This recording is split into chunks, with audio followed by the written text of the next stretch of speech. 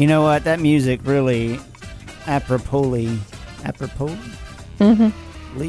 roly-poly, fits with our guests this half hour, Jon and Dotty Zens. Yes. Hey, we got Jon and Dotty Zens on the line. My name's RC. This is Andrew. This is Tyrone. This is Allison. This is Carrie. And this is Bridget. You're listening to the Saints, and now, Jon Zens, who are you, man? Our listeners have been listening to us, and last week they listened to Milt Rodriguez, who's also going to be a special guest at the conference. Who is Jon Zens? Deep question. Well, that's an interesting question. For sure. We can give you a brief answer. We've had a journey like everyone else, and we, in my case, some things opened up for me a long time ago that sort of steered me away from some common pitfalls and that are in the institutional church, and so I wasn't buried in it as much as some people have been, but nevertheless, I certainly started off the first few years of when I became a believer when I was 20. I was in a fundamentalist Baptist church for the first 2 years of my life in Christ, and then I started. The Lord brought people and books and different things into my life, and I always wanted to be Christ-centered, but there were certainly some things that were clouding that and muddying that, as I went through life, and but the Lord kept chipping away, and He was hopefully becoming more and more prominent, and so since the way it worked out, since 1975, Dottie and I have traveled hither and yon to encourage groups, usually groups that are outside the institution, to be Christ-centered and to extend grace and love to one another, and that's pretty much what we've been about, and I guess things started accelerating in 1996 when I met Frank Viola by mail. That was pre-email, and then I met him face to face in 2000, and our friendship developed from there. But anyway, he really helped me, see the more and more of Christ, and I just was thankful for him coming along, and so we've just been sort of trying to follow the Lord wherever He goes, and be an encouragement to God's people as they seek Him, and in 1972, there was a magazine started by a brother named Norbert Ward in Nashville, Tennessee, and we moved to Nashville in 1975 and to live there till 1980. And to a long story short, Norbert had some health issues, and in 1978, he asked me to be the editor of the magazine, and then in September of 1980, he died, and so the whole shooting match, you might say, sort of fell in my lap. So since 1978, I've been editor of this magazine, and so the magazine has reflected my journey pretty much, and so we've been writing about life in the body of Christ and living under grace and not Moses and that kind of thing, and so we had our 40th year of publication in 2014. Awesome. And next year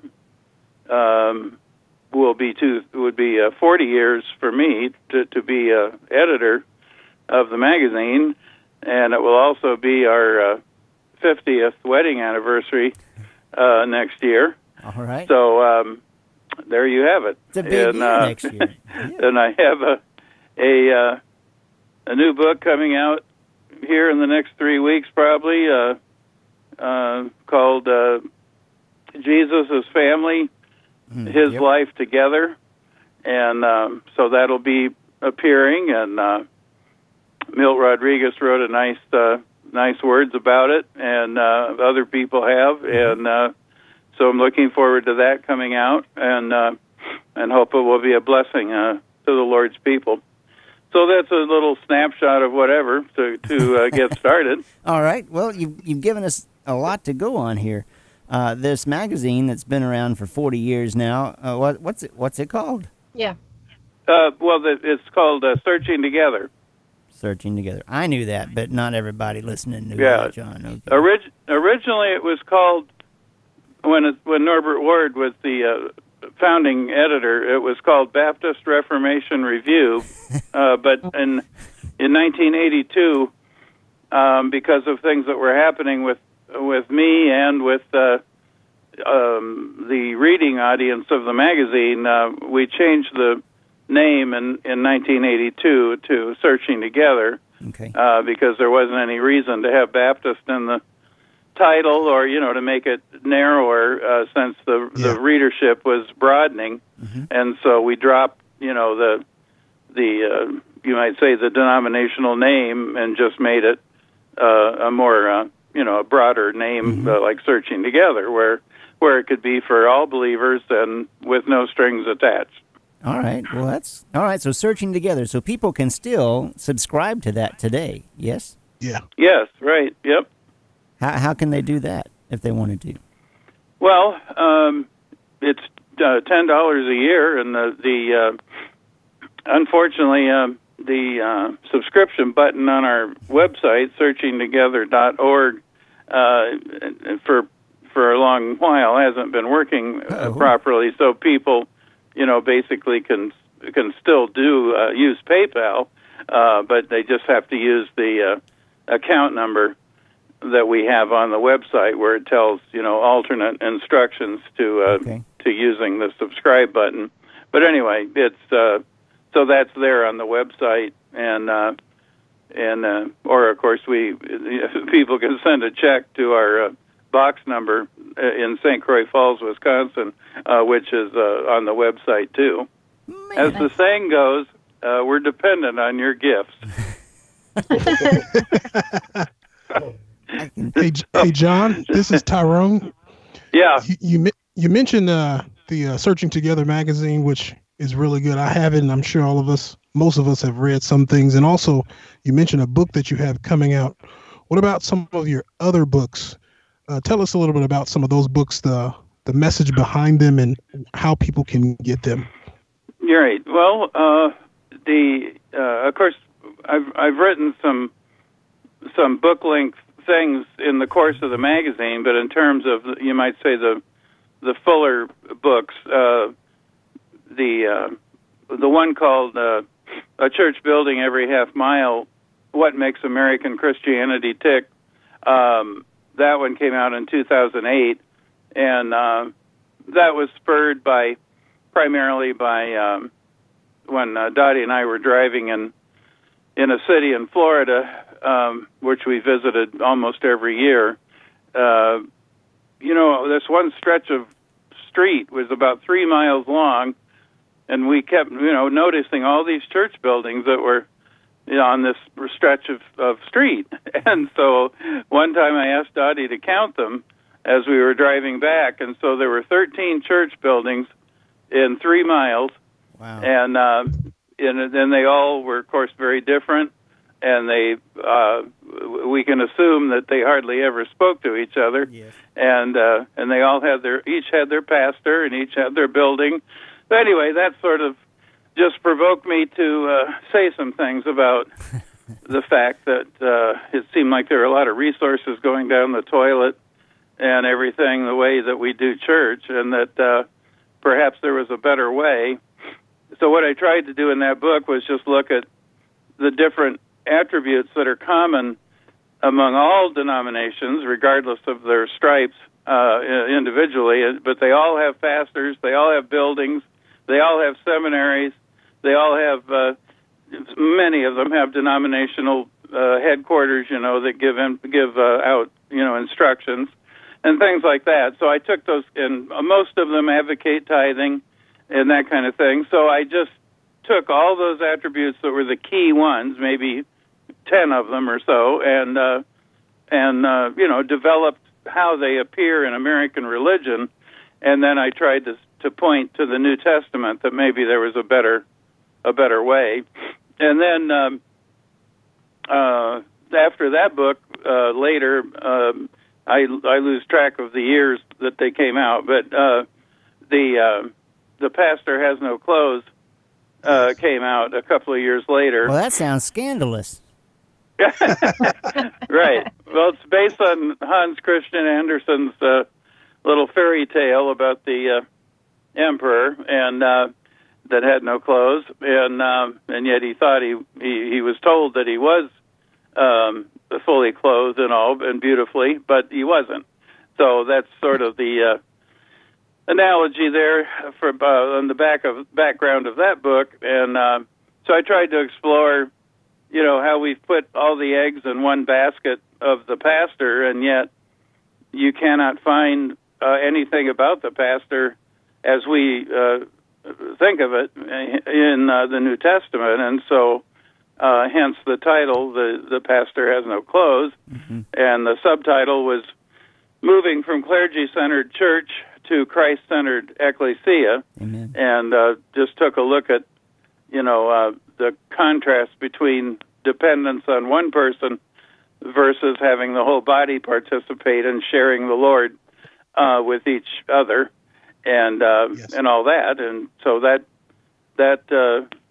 book caused a little bit of a stir, of course, and the cover picture was a bit striking, and so we got a few comments on that from people that wondered what was going on. Uh-huh. And then a few years later, I did another book called 58 to 0, How Christ Leads Through the One Another's, and I was struck by that there were 58 one another's at least in the New Testament, and yet there's 0 about the pastor, and so the deck is sort of stacked in the direction for which there's no evidence.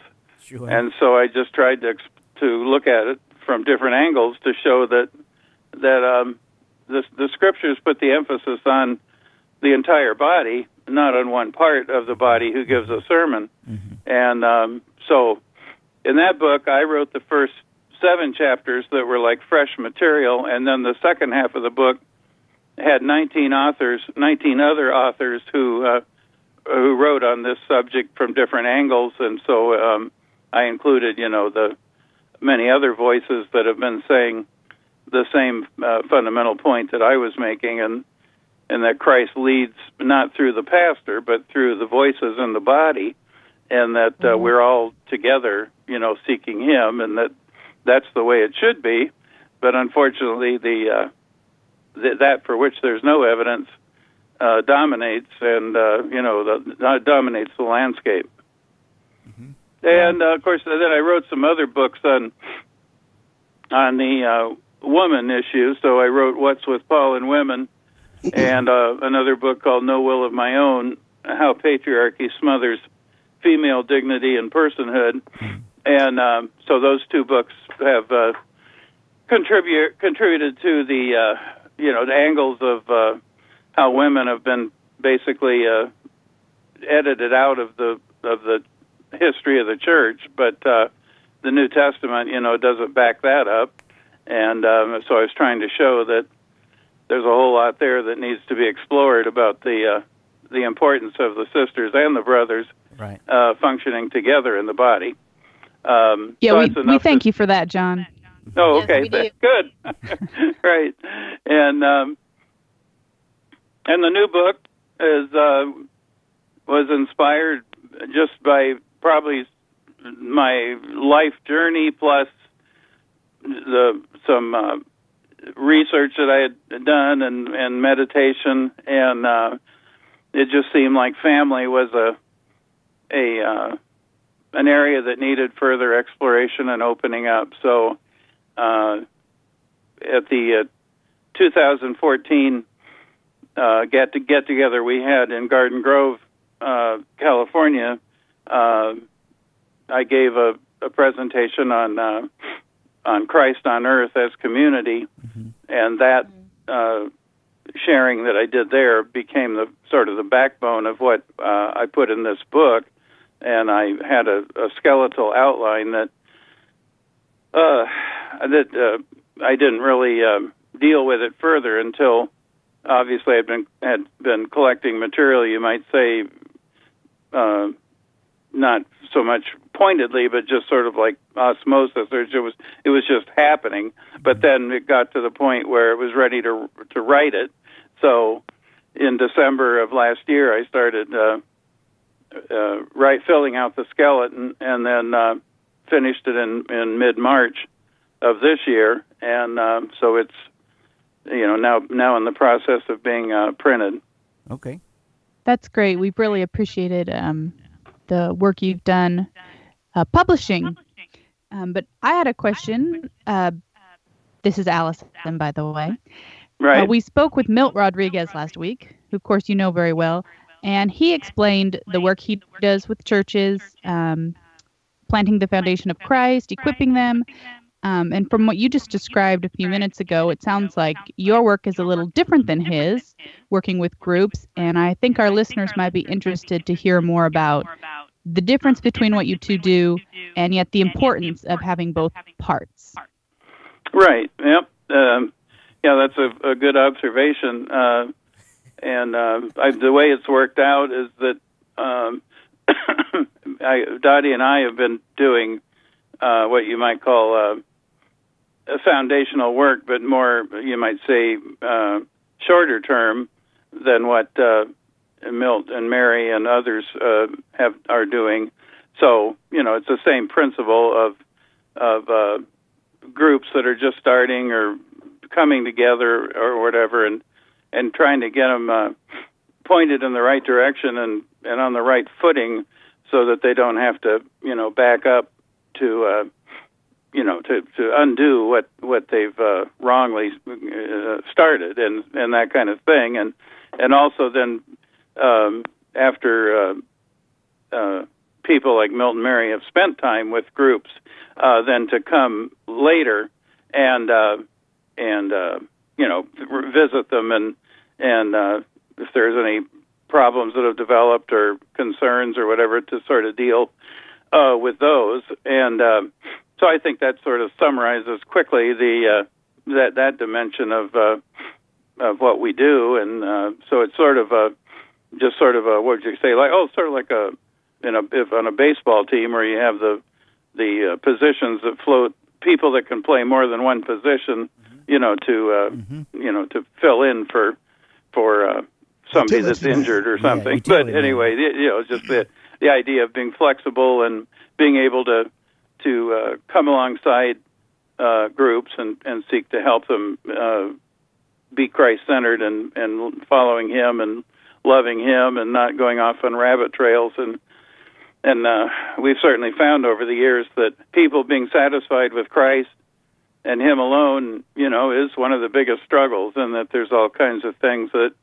distract people and get them off on the wrong, going the wrong direction. And the bottom line is, if they were really satisfied with the Lord, then they wouldn't go along paths that are unnecessary and possibly wrong. But it's just a real struggle, for people to just be happy with Him and to love Him and just be, not want anything else but Him. That's the struggle. Yeah. Yes. It's a bigger struggle than we realize it is. Yeah. That's for sure. Mm-hmm. About how long have you been doing this kind of work, John?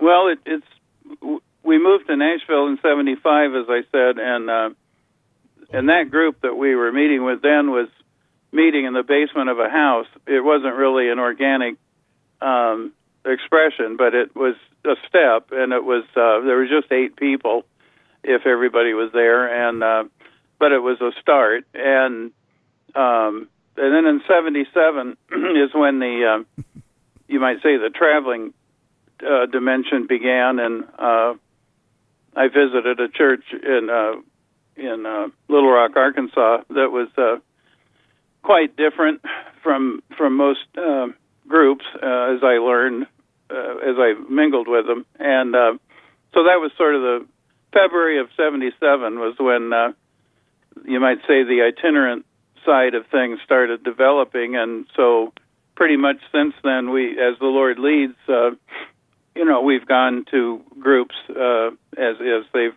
requested us to come, or and from pretty much from '85 to 2000, I had full-time employment, but we would still do that, using vacation time, or in one case, the job I had allowed some they would just let me have time off with no pay, and that kind of thing. So we kept going, and then in 2000, I sort of after being 10 years at this one company, we basically just put in our notice, and so since 2001, we've been doing it more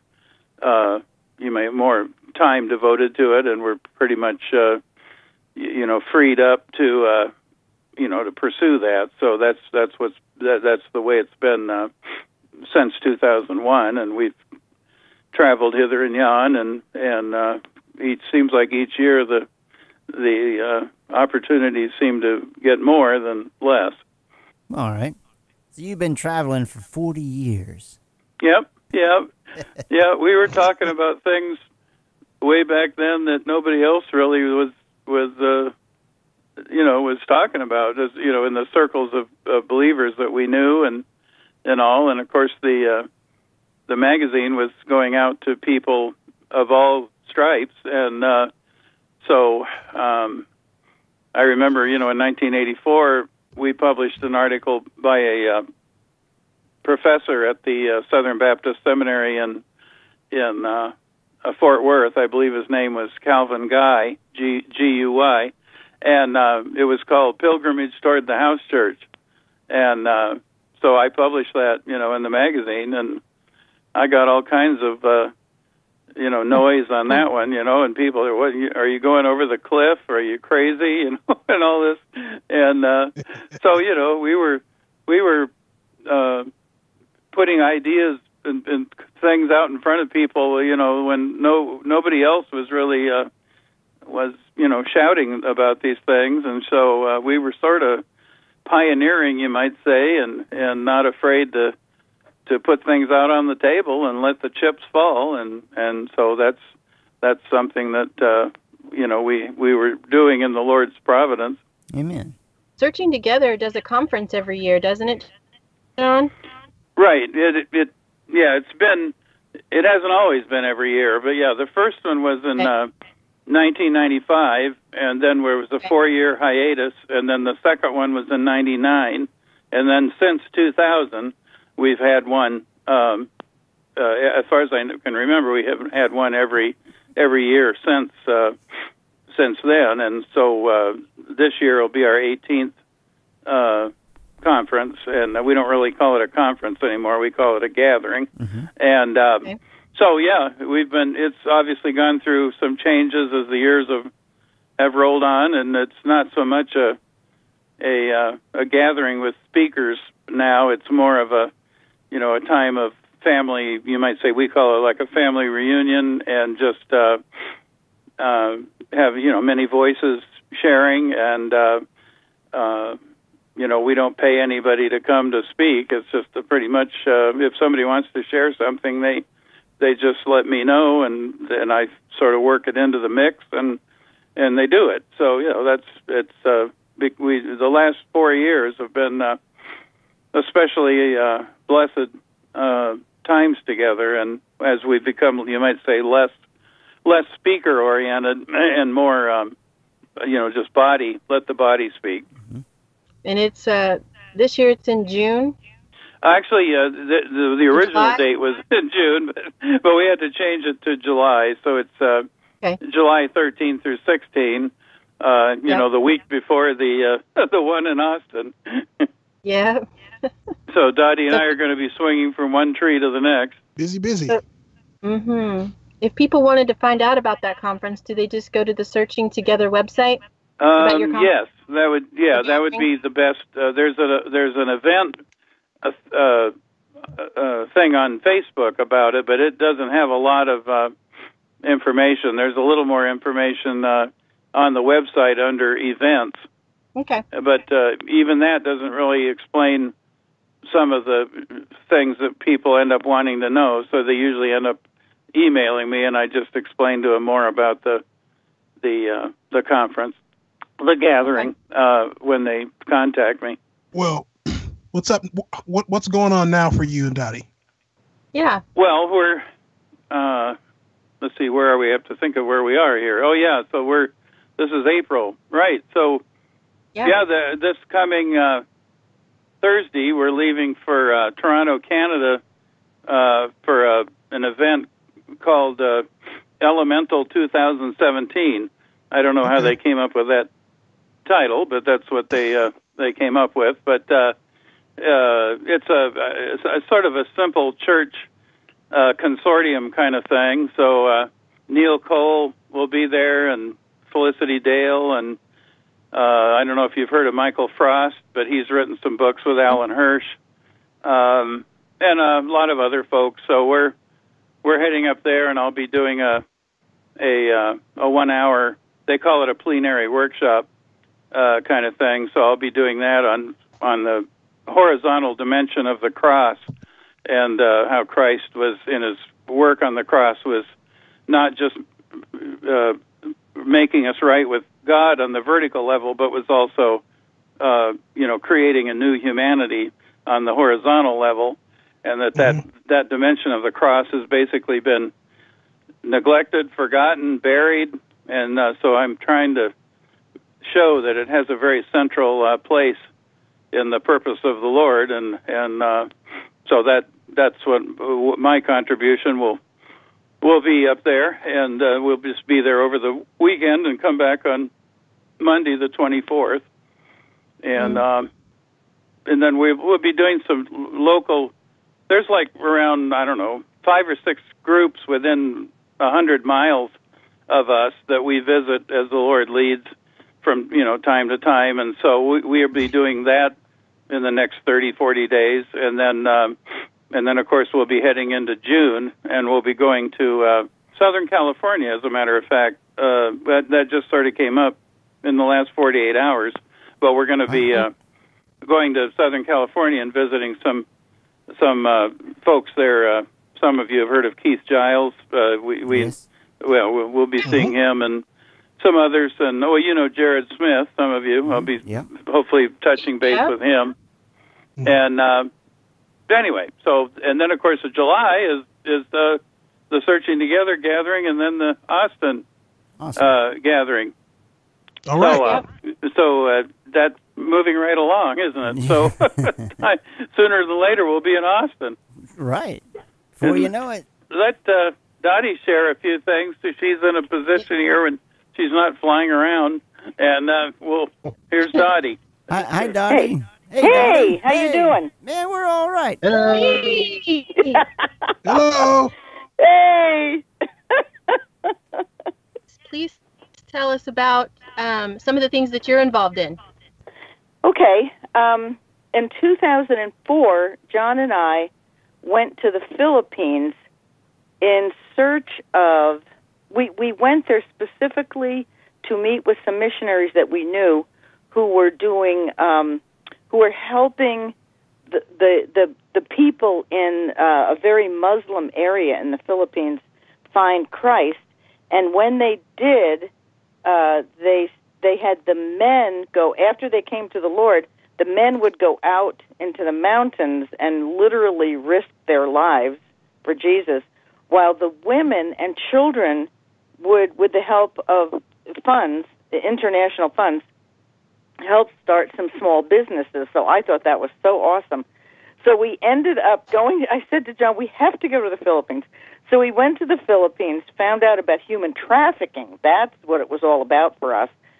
And when I came back, after, a little while of trying to figure things out, I found a woman who mentors me in strip clubs. So she trained me in for about 2 years, and then she kind of nudged me out of the nest to start a ministry in my neighborhood. So anyway, so I've been going for 5.5 years. I've been going into 2 different strip clubs and hugging the women.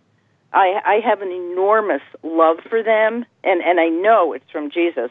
So my main thing is hugging them, but I also cook for them and bake for them. In fact, I'm just separating right now in front of me some gifts that I give the women. So I go usually twice a month into these dark places, and Jesus is so there. And a couple of the women have come out literally the first night. And one of them, in fact, John and I married last weekend. So it was very exciting. It was a very exciting rescue effort. I had to get her out of that place, which was a very dangerous place for her to be. So I helped her get out. She moved with an old friend of hers whom she ended up marrying, and it was very exciting. And another woman who came out after the first night, her story is unbelievable. But it's too long to go through now. But anyway, the Lord had her be she's now a part of a home fellowship that is so awesome. And they are helping her literally on a daily basis as she tries to start her own business, be a mom raising her 2 little toddlers, very, very active 2- and 4-year-olds. And the little 4-year-old has cerebral palsy. So she has a lot of issues and no family support at all. So the Lord put me in as her mom. Yay! So I'm very busy, but it's sure fun. You plan on coming to the conference, right? I am, even if I have to paddle my boat, and there's not that much water between us. Well, all right. That's commitment right there. I like it. The Lord bless you guys. We can't wait to see you. Thanks, Donnie. You too. Love you. Love you. We love you too. Okay, here's Johnny. Right. Yes, there you got a little synopsis of things. Fantastic. Thanks, John, and Yes. we'll see you in July. Okay, Yes. great to talk with you folks. Love you, brother. All right. Thank you Okay, so much. we'll see Bye. you. Bye-bye. Bye. Bye-bye. That was Jon and Dotty Zens, special guests at our conference in July. Along with Milton Mary Rodriguez, they're going to be there. So come to the conference, meet those people we just said. Meet Andrew, meet Bridget and Allison. Yep. And Tyrone. And Carrie and RC. We'll all be there. In theory. Yes? I will all be Yes, there. we will all be there. Not in theory. Manifestation. Yeah. Time and space. In reality. Okay. You heard them. You heard it right here, folks. We're going to be there. Yeah. ToTheSaints.com is the website. You can listen to past programs and ask questions, interact with us, challenge us with the movie to see Christ in. Yes. We dare you. Or share with us when you've seen him in. Register today for the conference. Book your hotel room today. Yes. Early bird special ends soon. Don't make us send Andrew to your place. No. Nope. Nope, that's true. All right, until next time, this is RC. This is Andrew, and I'll be at the conference. This is Tyrone, and I'll be at the conference, too. This is Allison. I'll be there. This is Carrie. I'll be there. This is Bridget. I will definitely be there. I will be there for you.